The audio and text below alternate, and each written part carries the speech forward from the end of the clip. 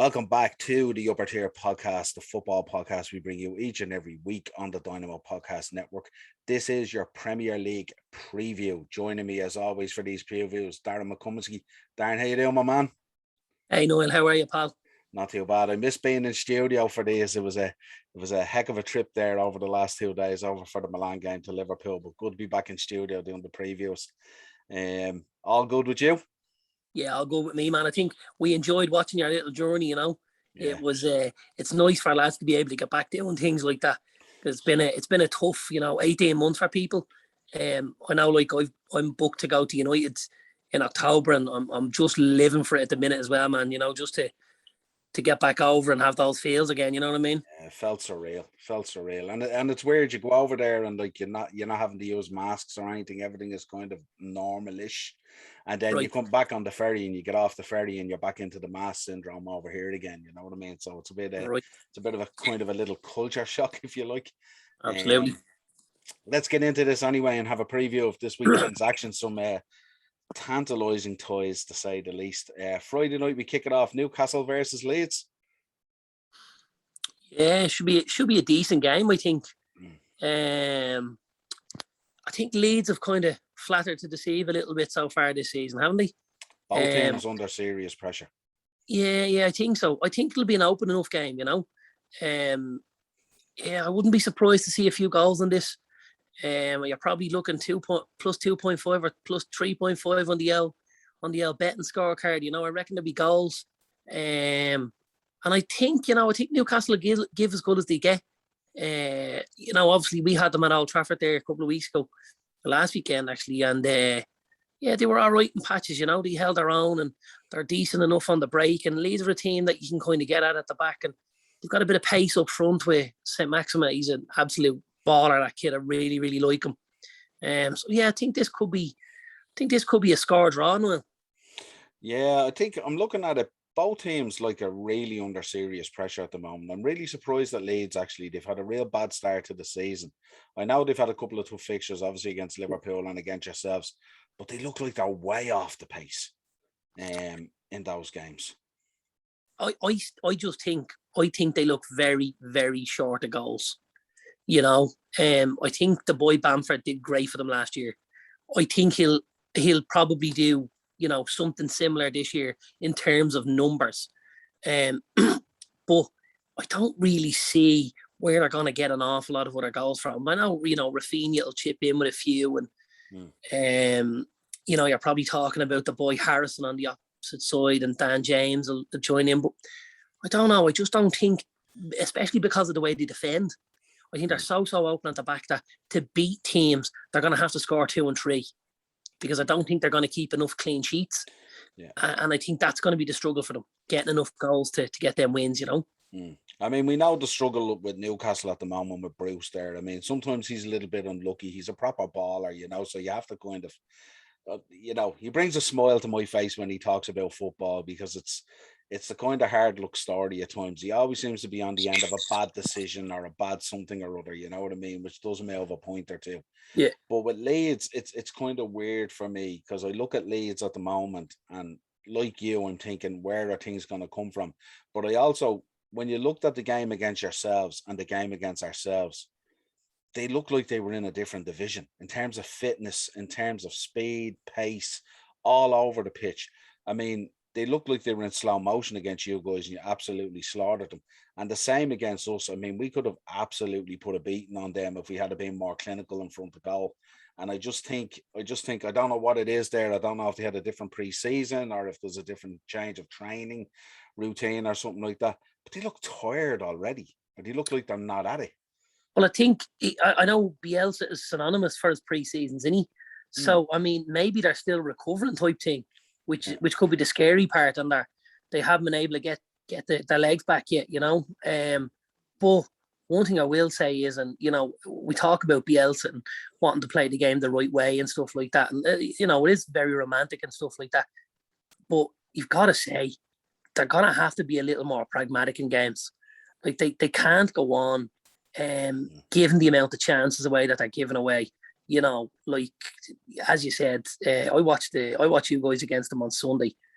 And I mean, Sadio Mane could have had 5 or 6, and so could other lads. Salah could have had a couple. There was that you could have really, honestly, and not really, done Leeds out of it and said you could have had double digits there. I just think they're coughing up way too many chances. I think at centre back they're very poor. They really, really are. The boy Cooper he's a championship level player, if you're asking me. I think the boy Llorente that actually got injured is probably their best centre back. And he looks like he's going to be on the shelf for a little while now as well. Then you've got Struik, who actually got sent off then. And so, like, this weekend, what's he got out? Like, you know what I mean? It's getting tough in that centre back position, and they're soft, and when you've got a soft centre, you're going to concede goals, and that's what's happening, Yeah, absolutely. So you're going for a score draw. I think a score draw, yeah, but I think if I was backing someone to win the game, I think I'd edge on the side of Newcastle now. Yeah, at the moment, by the looks of things. I think so, yeah. Yeah.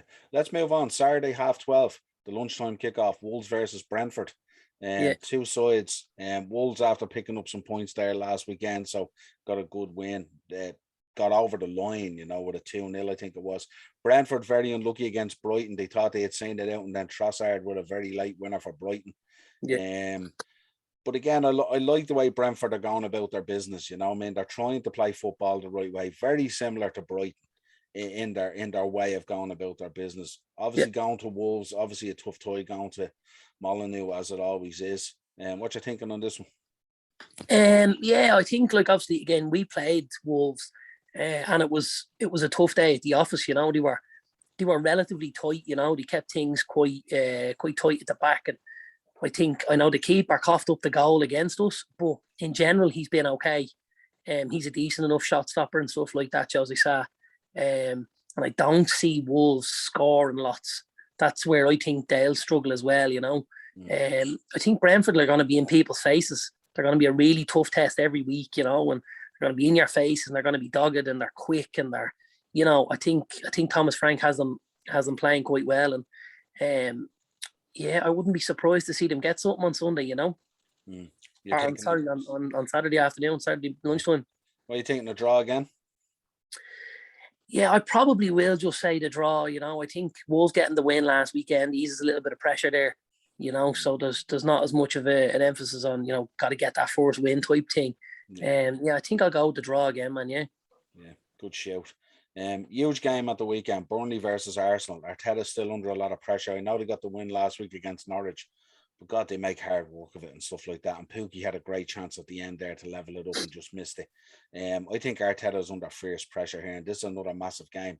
And I think when you're under that type of pressure, the last place you want to be going to is Turf Moor to try and get a win. Yeah, it's synonymously difficult to go and get a win there, isn't it? You've got that. The fans are, they're nearly on top of you. The pitch and the stands are so close together, and it's a hostile enough atmosphere, and the pitch isn't great, and you've all of these things which you've probably got a tiny away dressing room as well, like in an old school stadium. So I'd say it's going to be a very, very tough game for Arsenal. I suppose last week for me was the first time I looked at the Arsenal team sheet and thought, oh, that looks a bit better. They had they White back, and they had Ramsdale in goal, and they had a couple of boys in midfield, and the Tierney, and the new right back, and they had Aubameyang, and they were able to bring Smith Rowe off the bench and stuff. So I was kind of thinking, what? That's the first time I've looked at Arsenal, certainly this season, and even towards the end of last season, where I thought, all right, that could be something. And I think for Arsenal, the big thing is last week, as dominant as they were against Norwich, they only managed the goal, but the clean sheet's going to be big for them. Going to be really big for them. And now I think they'll do well to keep Burnley out this weekend, I have to say. But I think they'll just have enough to get over the line against Burnley. Just. I don't know what this one. This one I'm thinking could be one of the shocks of the weekend. I think Burnley, with the way that they defend, are so resolute with those two banks of four, and the way Deutsch organises them and stuff like that. These are the kind of games that Arsenal find very difficult to break down. And I'm thinking this could be a draw. That's what I'm thinking. I think it's a difficult place to go. Burnley are struggling as well. You know what I They mean? They've are, 1 point from 4 games. They need a win or at least a draw in this game. You know what I mean? yeah, and Everton did a real number on them in that second half the other night, man. I watched that. I actually came in at half time from work, and it was 1-0 at half time. And I was like, oh, geez, Burnley 1-0 up. But then Everton were really, really good in that second half, and they exposed quite a few frailties in that Burnley side. Again, down the middle of the spine, they were a little bit soft. You've got the worldly from Townsend as well, but I don't know. Burnley look like a squad that need a little bit of help, and I don't think they've gotten it from the board. I know they brought in the boy Cornet from Lyon, but they could have done with 5 or 6 if you're asking me, And I think it's going to be a tough season for Burnley. Yeah. Always a danger though with Woods up there, from set pieces and stuff like that. Always. He can do damage. The 2 centre backs attack the ball so well. Tarkovsky and me and stuff like that, very, very well. From set pieces and stuff. But yeah, I still think I just think Arsenal get over the line in this. Maybe 2-1 to Arsenal. Yeah, absolutely. Liverpool versus Palace. Not expecting any hangover here from the Champions League. I think Klopp will revert back to the norm in terms of team structure and stuff like that. Palace again coming off a really good win against Spurs, did an absolute number on them last weekend. What you thinking on this one? I think this could be a little bit closer than we think. And the only reason I say it, and I feel like this for a lot of the teams that play European football, it can be hard when the other team has had the week off. When Palace have had 6-7 days and Liverpool have had to go into a tough game against AC Milan in the Champions League like that. I think it is a disadvantage. Now I know you're disadvantaging the better sides, so it does level itself out again. But I think this will be close enough. I don't think there'll be any more than a goal in this. You probably think Liverpool will do enough, and I'm gonna just probably say 2-1 Liverpool. Yeah, I'm thinking 3-1, but I still think, as you said, I think it will be a close enough game.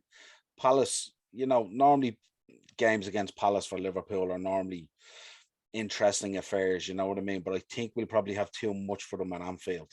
If I had been down at Sellers Park, it might be a different story if we were on the road after that game. But I think when I'm making the 5 changes the other night against AC Milan, and I think now, having the squad, having the players back, he'll have his normal 11. It'll be business as usual, I imagine. And I think it's a good opportunity for us as well to go out there and keep the ball rolling. So I think we'll have too much of them. I'm thinking around 3-1. I think Palace, they were really good last week against Spurs. Really good. That was a depleted Spurs side as well. They were missing players and stuff like that. And again, most of their key players didn't show up either. Palace were very dominant in that game. They've a couple of nice players, Palace. And they do make it into a dogfight. The game. They're into every tackle, every corner kick, every throw in. So they do make it quite dogged, and they are quite resilient. And you're not going to get anything else out of a Patrick Vieira team, are you? It's an epitome of how he would have played the game. So I think they will come and they'll be plucky, and they'll do some good stuff. But I do think Liverpool will have enough to get over the line. Yeah, absolutely. Man City, Southampton. Yeah, I could see goals here. I do worry about some of the smaller teams when they end up coming to the Etihad, because on days at home, City can just be outrageous, when the things kind of click in up further up the pitch like that. And I think, they put 6 by Leipzig the other night. I wouldn't be surprised to see them get 3 or 4 against Southampton the weekend. Yeah, I think this will be City all the way. I think Southampton will try and make it difficult, but I think they'll get worn down. And when they get worn down, they'll give a number of goals away. I don't see anything in this for Southampton at all. No. Norwich versus Watford is an interesting one. 2 teams there at the moment.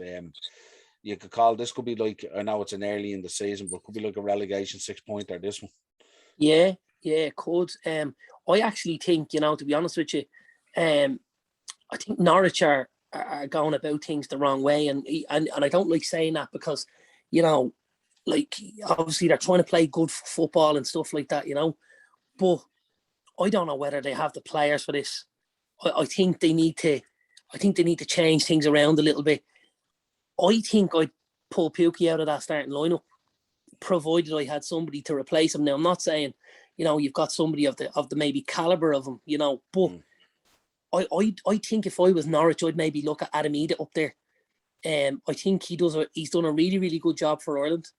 He's held the ball up excellently. We've seen how good his touch and how well he's brought players in. Yeah. And I think that could be something very valuable, because I think as much of a threat as Pukki is in a goal scoring point of view, I don't think he necessarily holds the ball up as well and brings others into the game as well as young Adam Ida does. So I think Norwich should look at that. And I actually fancy Wofford this weekend, I have to say, away from home. Is there a case for playing both of them in a completely different formation? Because it's goals really that they need, don't they? They can't find a goal. No, they can't find a goal, but they're also open enough at the back. Like, I mean, Arsenal only scored once last week, but they wasn't there. I think there was a new record set for the amount of chances creating the game, if I'm right, in the Arsenal game. I think so. Yeah. I think it was 37 chances or something like that. So, they're still coughing up a lot of chances. You've got the two boys playing right and left back, Max Aarons and Brandon Williams. Two good young fullbacks. The centre back position is where I really just think they need a dig out. The boy Grant Hanley is very poor. Like, he's really, really poor. I know the other lad, Ben Gibson, who's gone back to them from Burnley. He's not a bad centre back, but even he's struggled for fitness and stuff like that recently. And I think they're soft at the back. I even think they paid big money in the summer for Angus Gunn. And they've ended up going with Tim Krul every week so far. And I'm kind of thinking, geez, I don't know, again, the spinier team, you need to maybe strengthen that up. Could they look at going with Ida up front and getting maybe going into the team and stuff like that? I don't know. I think they're trying, but I think they need to maybe look at a different angle of coming at this. You know what I mean? Definitely 4 losses and a goal difference of -10 already after 4 games. I mean, something has to change. I mean, I know what you're saying. The 1-0 last week against Arsenal didn't tell the tale of the tape at all. No. Another one that could have easily on their day, if Arsenal had their shooting boots on, could be double figures. You know what I mean? But yeah. I don't know what Norwich. I mean, Norwich is one of those teams already that looks like it's up for the money and then gone again. Yeah. They sold off a lot of some of the quality that they had and stuff like that. And when you do that, you're in trouble if you don't invest properly, Yeah, absolutely. And you get found out in this division very quickly. The 5:30 game, Aston Villa versus Everton. This is like a top 6 contenders game, really, isn't it? When you think about it. Yeah, it is definitely. Yeah. Villa with a poor start though to the seasons by their level of investment that they have made, I would say. Yeah, and I suppose this is something we've seen from Villa before, when they brought in, a host of players like they did. They maybe haven't gelled as quickly as they would have liked, and they maybe haven't decided on a formation that they would have liked. I was quite surprised to see them go 5 at the back against Chelsea last week. It was almost like they were trying to shoehorn Tuanzebe into the team instead of just going with Constant and Mings. And like, Villa have been at their best playing in a back 4, and because they knew then they had a good solid midfield, and there was also players that could break. Like, I don't need to remind you the way they were able to play in the break on the break last year when they had a good day against you guys. But I don't think teams see them as that at the minute, because the build up seems to be a little bit slower, and maybe not as intense. And obviously you're missing Jack Grealish, who's a serious baller. But I do think they have good footballers there. I was surprised opening day of the season they took a hiding off Wofford, and to be honest, the biggest shock for me that day was that he started Ashley Young at left back or left side of midfield, wherever he moved in on the left. And I kind of thought, you know what, he coming in there, like, nothing against Ashley, but he shouldn't have been getting near that Villa side, the side that did so well last season. He brought in good players there, the boy Leon Bailey, and he still has the boy Bertrand Traore, and you've got Ings and Watkins up front. They've got firepower. I think Villa will be all right this year. I think they'll probably be in the bottom half or the top half, if you know what I mean. Those 6th to 10th places, something like that. You would imagine with that investment though, they would have been thinking like top 6 was the goal, wasn't it? I mean, I just think they haven't found out yet that sort of Watkins, Ings, Buendia combination yet just hasn't kind of Yes. gelled yet. I think when it does gel, the goals will pour in. And then, as you said, the guy you're hot on, that Leon Bailey, he came on last week, but obviously coming into a very tough game. Yeah. But we should see a better game out of him, hopefully this week if he's in the team, you know. But I just Yeah. think that Watkins, Buendia, Ings combination just needs to figure out what it's about. Yeah. And obviously a lot of work for Dean Smith still to do on the training ground to kind of figure out what's his kind of pattern of play in terms of get things going.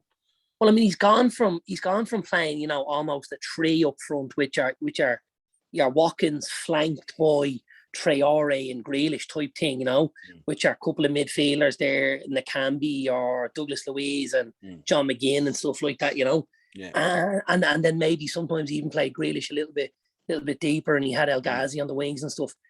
Whereas now, like, they have a proper number 10, which they didn't, you know. Grealish always kind of drifted out onto the left-hand side. I know he was the playmaker. Buendia plays very, very centrally. But then you're trying to incorporate Buendia plus two strikers who both want to play through the middle, you know. And that's a massive change of system for a team that always played one up front and had good width coming in from the wings and pace and the support. So, yeah, it is.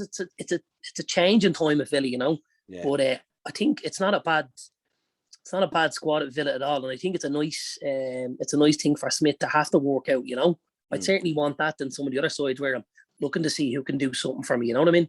Yeah, he has all the tools there. It's just placing them in the right order in the box. Really, I'll get it sorted. But I just think, and of course, like, I mean, the relationship that Watkins had on the pitch with Grealish, obviously, it takes time to build that up again when that changes. You know, it was, you know, they knew exactly where each other was going. They knew the runs that they'd make and all that kind of thing. So that partnership was outstanding last season. No, but this year it'll take time because you've basically taken one out and you've replaced it with two. And as you said, it's a very different style of play now that they're trying to adjust to. What's your call on this one? We seem to be saying there's an awful lot of draws this weekend, aren't we? But I think this could be something similar, you know. I was very, very impressed. You know, we did the mashup on Monday and it was right after the Everton game. And the second half, Everton were phenomenal. Really, really were. The speed of play, you know, the pace that they played at, the way they broke.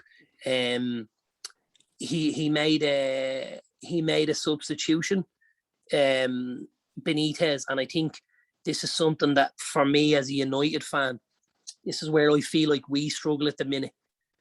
You know, obviously we dropped points the other night in the Champions League, and the question was tactically, what were the substitutions like from the manager? You couldn't say that about Benitez. The changes he made on Monday night, just after they went 1-1, you know, he brought on Andre Gomez because they weren't creating enough and they weren't, you know, taking over that midfield. And by bringing him on, they freed up the core a little bit more to kind of drive the team on a little more and play a little bit more on the front foot. And they were really, really good. And I just think that's a big, big thing when you've got a manager that can do that. You know, I think Benitez he's a bigger coup than a lot of people will kind of want to admit, I think, for Everton, you know.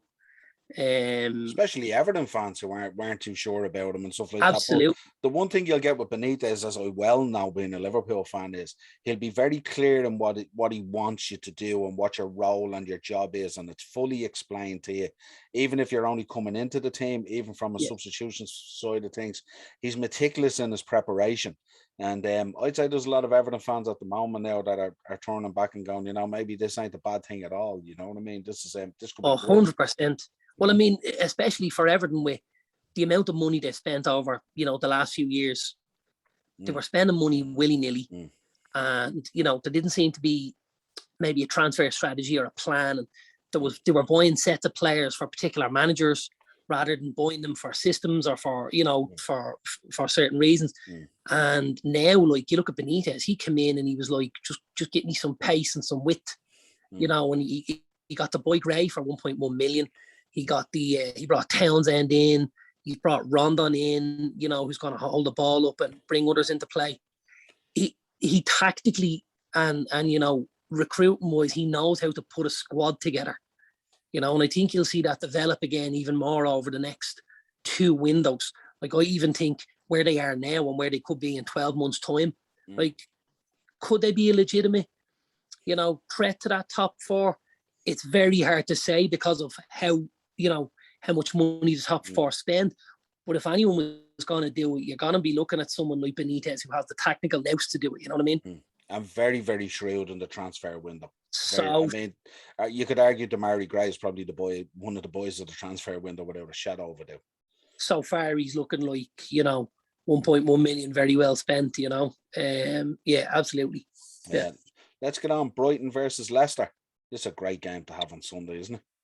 Yeah, it is a really good game. I've just finished watching a bit of Leicester there as well, actually, when I get in the door. And again, I feel like this is going to hurt Leicester the weekend. I think the Leicester squad it's a good squad. I think they've got good numbers and they've reasonably good depth with the additions of, like we just spoke about it a couple of minutes ago here in the house. Like, he brought in Ryan Bertrand, Yannick Vestergaard, Ademola Lookman, Patson Daka, and Boubacar Samari. Like, they're 5 unbelievable signings for a club like Leicester in one window. So he was able to obviously rest a few players tonight, and then get a few players games that needed. Iheanacho come on and stuff and played.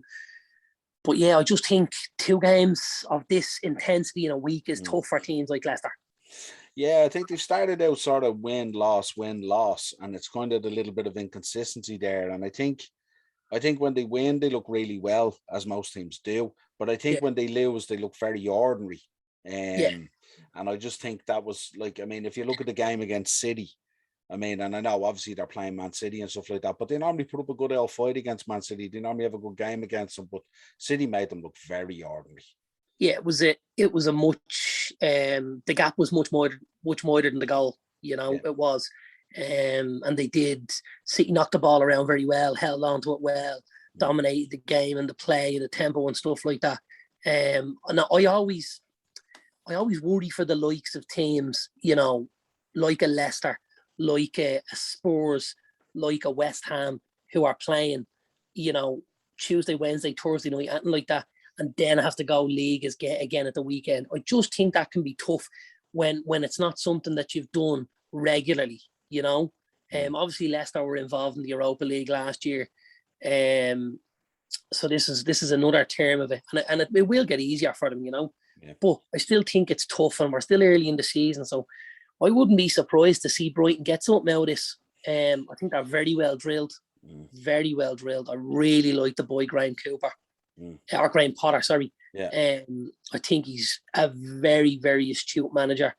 I think tactically he makes lots of good decisions, and other than having a couple of goal scorers, these could be way further up the league, and even last season. I mean, if they take half their chances last season, you're looking at top 10 as opposed to bottom 3. Yeah, well, you look at Brighton at the moment, they're in 6th with 3 wins and a loss. And not only that, he also has the players that will walk through a wall for him as well. There's a huge amount of respect there. You seen it last week with Trossard. I think he scored at the 94th or 95th minute to pick up that win or whatever it was. You know what I mean? But they're absolute. Potter's outstanding. He's unbelievable. He plays football the right way.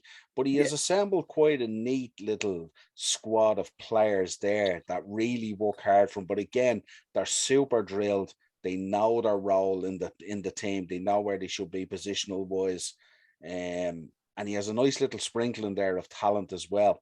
And I love how he's made up the squad. Like he hasn't just gone out and bought loads of foreigners. He hasn't just gone out and bought loads of English players.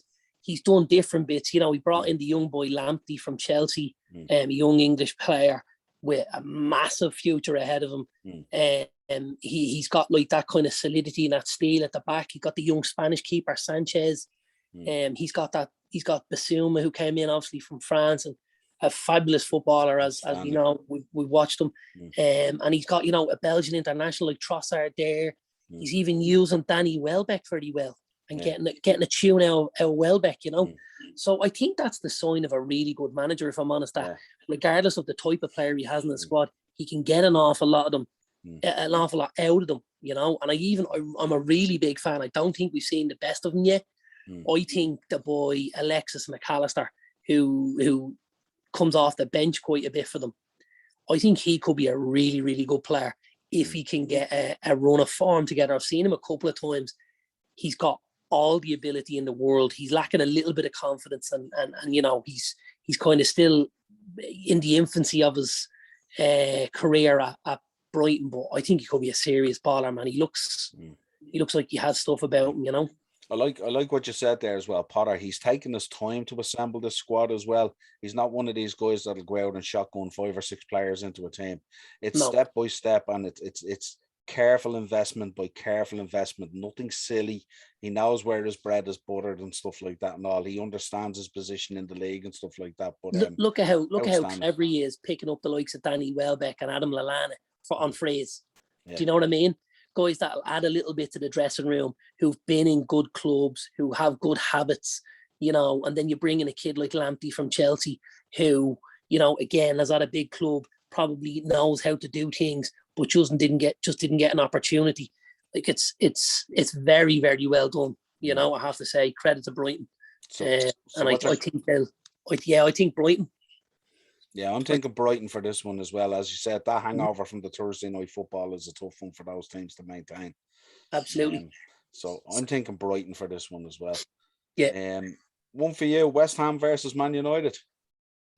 Yeah, big plus. Obviously, Mikel Antonio was suspended. You know, that's a big plus for us because they don't necessarily look like they have a ready-made replacement for him. No. I think they'll, you know, I'm not sure who they'll probably play up front. They might end up playing someone like Ben Rama through the middle or something like that, you know. But yeah, listen, Moyes has them well drilled. They got a good win tonight away in Dinamo Zagreb. Croatia's not an easy place to go, you know. Yeah. I think they're solid. You know, they're decent at the back. They've a couple of good full-backs, you know, in Cresswell and Kufal. I think Royce and Souček are solid in the middle. And I think they, you know, the boy Lanzini and Fornals and stuff like that, they're all nice little footballers. I still think they're going to be short of goals. That's my only fear for them.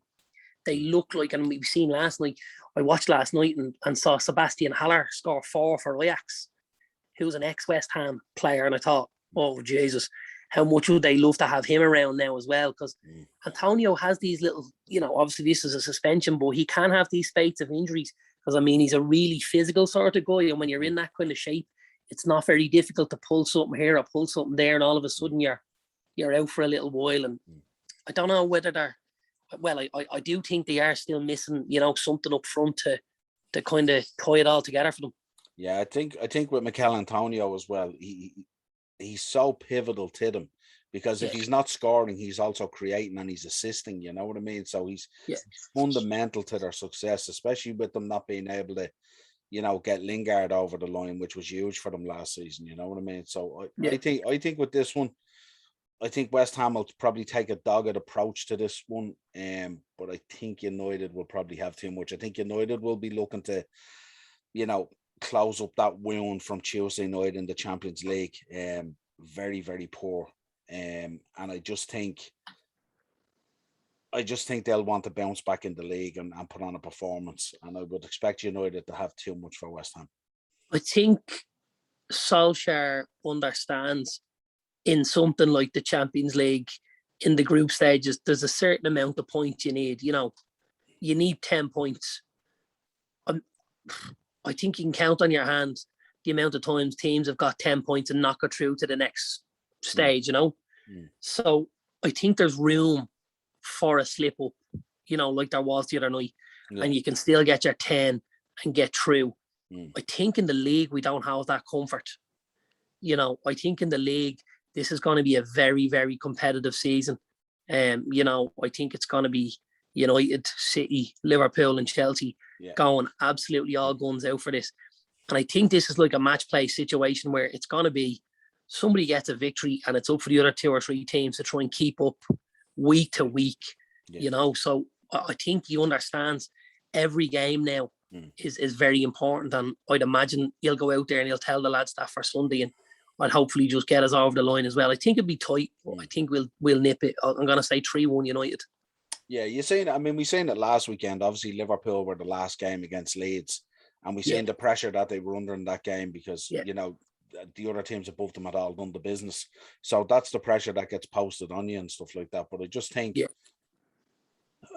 I can't imagine a situation where Solskjaer just starts dropping points, because even the other day, like the reaction to that match the other day, like Ollie out trending again, like, and it's just, top of the league, decent start to the season, albeit like a bit of stupidity at Southampton, and the Wolves was a tough game, but you got there, which can be a sign of champions. Sometimes people look at that and go, oh, you barely got over the line. But to me, I look at teams that do that, and I think they're the matches that you look back on at the end of the season if you get over the line and go, that's where titles are won. And I just think with Solskjaer, there is a little bit of pressure there now, because all the excuses are gone. He's been back to the hilt in the market. He has all the players in the world that he wants. And now really this season is defining in terms of him as a coach, as opposed to United as a club. And it's whether he's going to be that second coming of Alex Ferguson, where he's after dodging the bullet so many times now, like Fergie did back in the day, where he was very close to gone and then he got over that line, and of course we know all the success that came after that. And I think with Solskjaer, he's in a very pivotal moment like that now again as well. It's like history repeating itself in terms of the cycle of Manchester United's history. And I just think no more excuses now. It's get out there and do it, or pay the price. What you think? I presume you're going with United, yeah? Yeah, I'm going with United, but no, I agree with you wholeheartedly what you said there. I think for a little while he's been able to look at the squad and say, this maybe wasn't my squad, this isn't the squad I wanted to assemble, and things like that. But I think now, with what he's got, okay, albeit maybe again we're a little bit soft through the centre midfield there, but with what we've got at the back, we've got a couple of decent keepers, we've got fullbacks, we've got the talent we have up front. Do I say it's unmatched in the league? Maybe not for quality, but for depth, it's close. You've got Sancho, Rashford, Greenwood, Martial, Cavani, Ronaldo, Bruno, Pogba. Like, who wouldn't want to be part of that? And I think now, all the excuses have been put out there.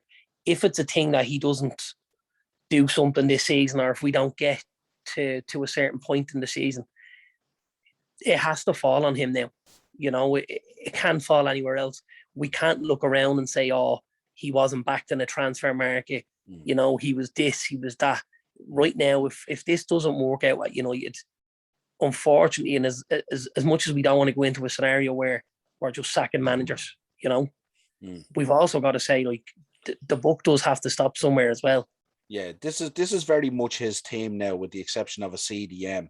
And like, you can't turn around at the end of the season if it hasn't gone right and say, oh, but I didn't get my CDM. That's not going to save your job. Yeah, no, I mean, you've got a team there: Pogba, Bruno, Varane, Sancho, Ronaldo, Cavani. Stop. This has to happen. End of story. The fuse is being lit. You better get ahead of it, or you'll know what's coming. But I think United will run out here winners. I think West Ham will put up a decent fight, but I think United will just figure it out eventually. Yeah. And I think when you've got, like, you've always got those little moments of brilliance when you've got those kind of big names, and somebody could do something very special just, towards the end of a game, and it's enough to nick it for you. Like the type of thing that Greenwood did in the Wolves game, it's just that little bit of quality that will get you over the line, And West Ham coming off Thursday night football as well. And now Mikel Antonio. Yeah, so it's stacked against them when you look at it that way. London derby coming up, Tottenham versus Chelsea to round out the weekend. This is going to be a tough night at the office for Tottenham, man. This is going to be a really tough night at the office, I have to say. Chelsea have obviously started like a train, and I kind of only see them getting better, if I'm honest with you. The more they kind of start to gel, and Lukaku's come in and he's been brilliant, and he's really, really looked sharp, and he's held the ball up well for them, and a lot of the stuff that was maybe labelled at United that he didn't do well, he's looked very, very good at. So yeah, I think they're solid at the back. I don't think they cough up too many chances, and when they do, I think the boy Mendy is, he's a solid enough kind of a lad, I expect Chelsea to do this handily, actually. I think think you're probably talking 2-3-0 Chelsea. Really, you're going to go for that? Yeah, that's interesting. I Yeah, think this is an interesting one because I know Nuno, when he plays against the bigger teams, he's very well structured and very well organised. And I mean, he has started out very well at Tottenham, with the exception of that Crystal Palace result. He was absolutely flying, and yeah, they were top of the league. But one loss and now they're down in seventh. And I know it's very early days in the league, but once you start tumbling that way, it tends to continue. But yeah. I just think it'll be a little bit tighter. I do expect Chelsea to win, but I do think it'll be a little bit tighter. But this is the Lukaku versus Kane show, really, isn't it? Yeah, and I suppose that's possibly where I see the outcome. You know, this is pivotal to the outcome, but Spurs at the back, they really, really. I know Nuno's. He's a much better organised manager than they have had over the last few years, and I even mean Mourinho when we talk about that. But I just don't think the centre backs are going to be able to. I'm not sure will Romero be back for this weekend. I think he will be. I think they're due back, aren't they? Possibly, so. Yeah. That could be something that maybe saves Spurs a little bit. But again, who do you play with them? Because I don't even see a great partner for him at Spurs yet. Somebody that you can go, oh, there you go. I seen tonight they played Tanganga as a centre back. So, and he's obviously suspended, isn't he? He's missing. Tanganga. He's missing. You're probably gonna get Doherty maybe this weekend as the right back. I think he played left back, or no, he played right back tonight actually. You'll have Reguilon as well, and again Reguilon, he's like, for me, he's very good going forward, Reguilon, but going backwards, I don't fancy him a whole lot, if I'm honest with you. And I think that's why he's still not in Madrid. I think if he was good enough, he'd be at Madrid and he'd be playing games. But I think Madrid see him as, an average enough left-sided left back. So and the quality of Chelsea up front as well. Yeah, you've Mount, I know Pulisic might be out, but you've Mount and you've Lukaku and you've Ziyech and you've Havertz, Hudson-Odoi. I like Hudson-Odoi. I think he brings the pace and stuff like that, and he puts a good ball in and stuff as well. And I think they're just going to have way too much of them. I wonder, is this the game to try out that Lukaku Timo Werner combination? I like the idea because I think Spurs at the back can be a little bit haphazard, and I think there would be a lot of focus on Lukaku, and I think Werner coming in from that kind of deep position for those knockdowns and stuff like that could cause them a lot of trouble. Yeah, I probably don't see them going with a 2, but I think we could possibly see Werner play on the left of the front three, and maybe with Ziyech on the right, and with Mount or Havertz in behind, and then Kovacic and Jorginho or something like that. Like that's tidy. That's very, very tidy. But I think they're gonna have to try it sooner rather than later, aren't they? Absolutely. Just for Timo's sake, because the longer they leave him, on the bench, the lower that confidence gets and the harder it is to get back up, and I've seen him play for Germany over the international break and he was absolutely piss poor again. He missed an awful lot of big chances and stuff like that. And so I think he needs to tie the turn from as well, young Timo. And he scored a brace against Spurs previously for Leipzig. And he looked very good against them that evening. I don't know whether, sometimes you play against teams and you've good records against them. This might be a game to put him in and try and get some confidence back, Yeah, absolutely. I just threw it out there just to see what your thoughts were on it. But there was so much talk in the summer of Lukaku coming in, and then Lukaku came in. The talk was, well, they were going to play him like that with that kind of combination because it had worked well for Timo in the past at Leipzig. So the question is, could they recapture that kind of form, and is this the way to play him? Because they've made a huge investment in him, obviously, and you don't put 50-60 million pound players like that on the bench. You know what I mean? No.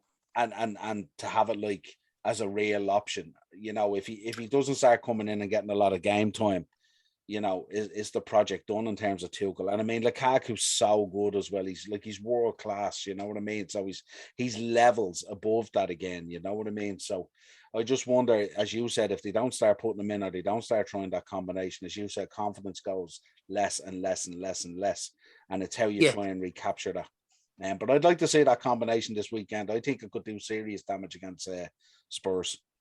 Possibly, especially on that right side with Spurs being so weak at that position, you know. Yeah. But I did also read, and you know, when you're reading these things, you've got to be careful with, you know, how strongly it is. But I seen a rumor the other day, obviously with Werner being linked with a swap deal with Leroy Sané, who doesn't look like things are going exactly the way he wants to at Bayern, you know, and maybe he might want to come back to the Premiership and maybe Timo might want to head back to Germany with Bayern, you know. That could be something Chelsea look at further down the road. Would they look to bring in Leroy Sané? I think he'd be an unbelievable addition. I think he was outrageously undervalued at City. I think he was a really, really good player. And I think, you know, that kind of pace and power with Lukaku, flanking Lukaku was, you know, it's trouble for the rest of us, isn't it? Yeah, do you expect to see Saul in this weekend at all taking part? I know he had a tough debut.